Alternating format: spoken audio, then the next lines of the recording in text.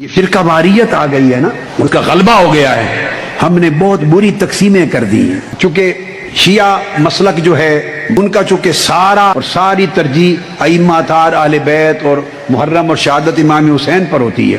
بدقسمتی یہ کہ فرقہ وارانہ سوچ نے کہ وہ ہم نے حسین کو شیعوں کا بنا دیا، ایسا سوچ کر ہم اپنے آپ کو ایمان سے محروم کر دیں گے۔ حسین کسی ایک طبقے کا نہیں، حسین مصطفیٰ کا ہے۔ دیکھو صحیح مسلم میں حدیث سے صحیح ہے، کیا مسلم میں حدیث سے صحیح، آقا علیہ السلام نے فرمایا انی ترکت فیکم الثقلین، میں تمہارے اندر دو بڑی وزنی چیزیں چھوڑ کے جا رہا ہوں۔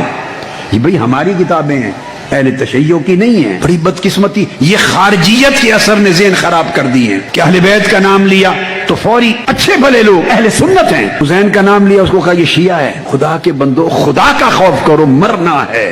سیدہ فاطمہ الزہرا کو اور تاجدار کائنات کو کیا منہ دکھاوے؟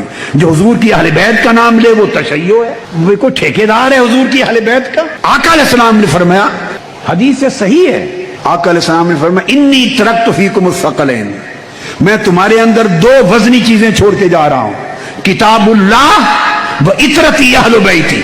اب کون انکار کر سکتا ہے؟ ہم چھوڑ دیں بخاری اور مسلم کو؟ پھر اگر اہل بیت اور حسین شیعوں کا ہے تو چھوڑ دیں بخاری کو اور چھوڑ دیں مسلم کو، سب کتابیں اٹھا کے پھینک دیں۔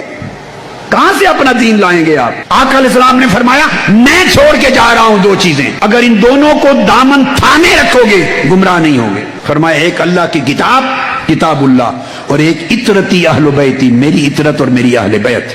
بھئی یہ تو شیعوں کی بنائی ہوئی حدیثیں نہیں ہیں، یہ تو ہماری سیاستہ کی، بخاری مسلم کی، صحیح مسلم